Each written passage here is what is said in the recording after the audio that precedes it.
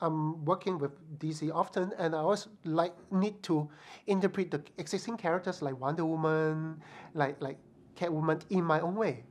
And to me, I always believe in stay true to the original design intent of the character, which means that when I portray my version of the Wonder Woman, it has to be strong, powerful, have strong dignity as a woman. I mean, as a woman, and never sexy.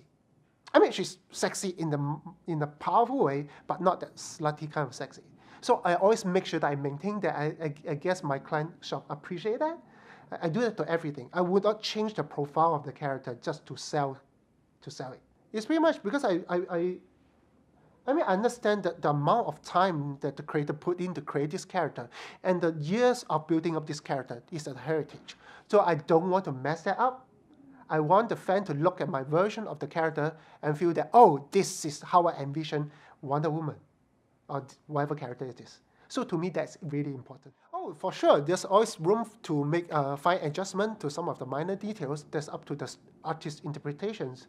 I think that the general personality need to be kept. But I think that because it's a fictional character, there's no default Wonder Woman look. It's all like interpreted by different artists. So I think I can take that road and continue to explore my version. I'm from Asia. So my taste, my upbringing is about from anime, manga stuff. So when I come on board with DC to work with that Western version of the characters, I always bring the Asian side of me to that. And it becomes an interesting fusion that people tend to like it. I don't know, because the way I draw the characters is not exactly the most Western face that you see. It always carry the Asian slant into it. And the way I pose it, the body language shows more, or even when I put few characters together, I don't know how to actually explain it, but it conforms to the Asian aesthetics more than the Western. Yeah, it's more the graceful look, the flow. It's not always like, I punch you, you punch me back kind of look. It's more like we work together, flow together kind of look. It's very kung fu. I don't think it's an immediate thing. I think subtly when I keep doing that and people keep liking it, somehow that will influence at least the next generations of directors, animators that will like include more of those elements into the animations. Of course, I don't actually work into animations. I help them, but I don't actually animate my characters. So, but I think my sensibility somehow will influence. It's not just me. It's generally the culture, the collaboration of East and West culture through online, and people start to talk and people start to influence each other. So it is no longer a very defined line of, oh, this is West, this is Asia.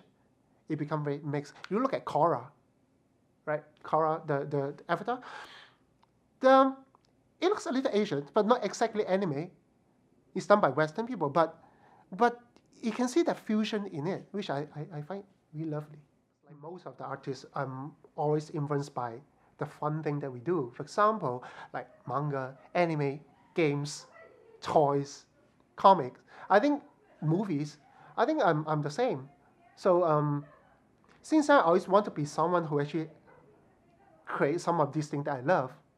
So when I grew up, when I was 15, I have really decided to be an artist. Yeah, it was a tough journey because mostly the Asian mindset, especially from the parents, they're not exactly supportive of you taking art as a career. So I need to fight really hard to prove to them that I make a right choice. Yeah, of course now they're cool. Yeah, although they still don't know exactly what I'm doing. Yeah, yes, it's true. Yeah, I mean, many of them don't even realize that most of the stuff they see in the market is created by people like us. Yeah, they always think that it's something just for fun. I mean, when I was first decided to take art as a career, no, as an education, my dad was really concerned about, oh, so what if people don't like your art, and you're doomed? I think that's true. So I make sure that people will like it. So I fight really hard to make that happen. And now he's just like bragging about me around. Yeah.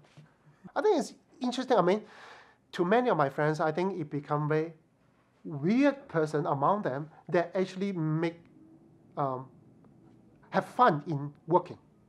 I never see my art as work. Honestly, when I told my wife, I say, okay, so my Monday to Friday is actually my weekends.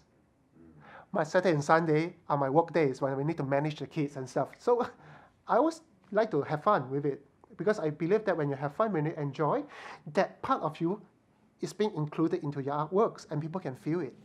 Oh, I travel a lot. I mean, nowadays I do a lot of conventions, not just in the U.S., around the world, especially in Asia, and I do quite a bit of workshops with schoolism. Yeah, so we travel around together and then give talks. Yes, of course. I mean, through the years, I do have my own character designed and my own story that I want to tell. And I think for now, it's about the right time to actually tell those stories. So I'm actually in the midst of making my own comics. Yeah, yeah, it's a tough one, but I'm going to make one and then just share with people. Yeah, I think I'm at a stage of my life that I'm pretty happy and pretty okay with the commercial stuff. I think I spent the past 10 years making people look good and making my clients look good. I think it's about time to make myself look a little bit better. Yeah.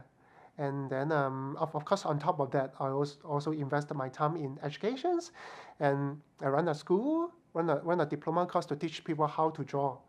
Yeah, and that become really rewarding to be able to nurture the next generation of artists and give them a chance to fight. I mean, I want to give them something that I always wanted when I was younger, which was someone to mentor me, someone to guide me through this whole art learning stuff, which I did not have a chance to. So now I just want to pay that forward.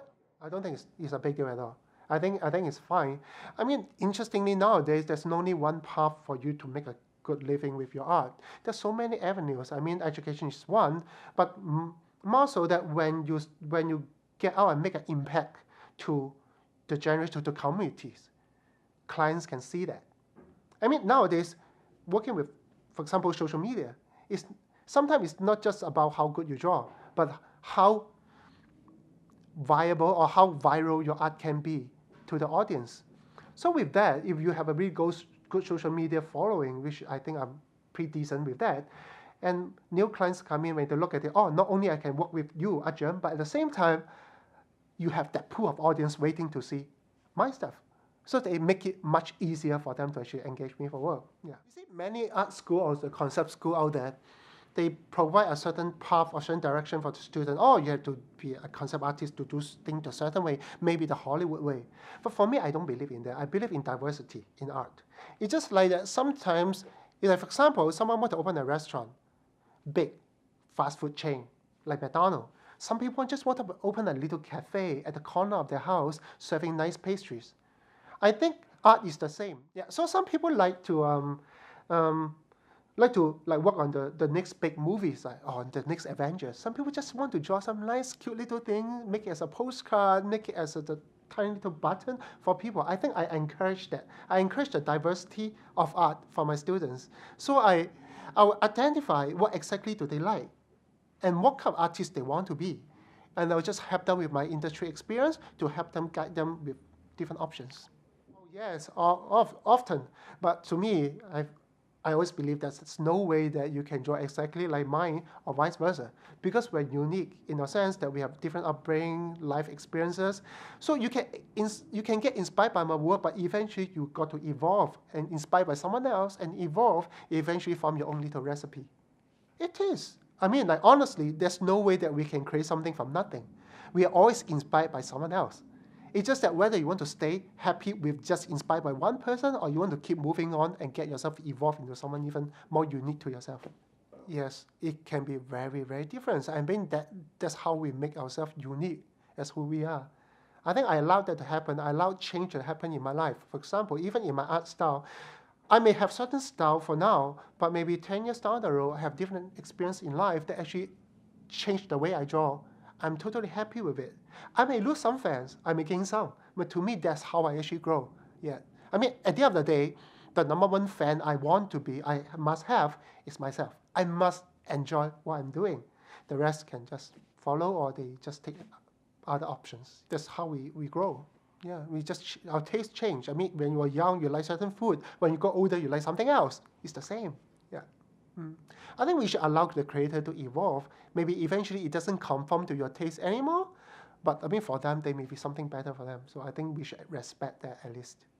Yeah, you may not buy the album anymore, but at least you see them just keep going on. I mean, keep moving on, moving forward. I think that's a cool thing to see.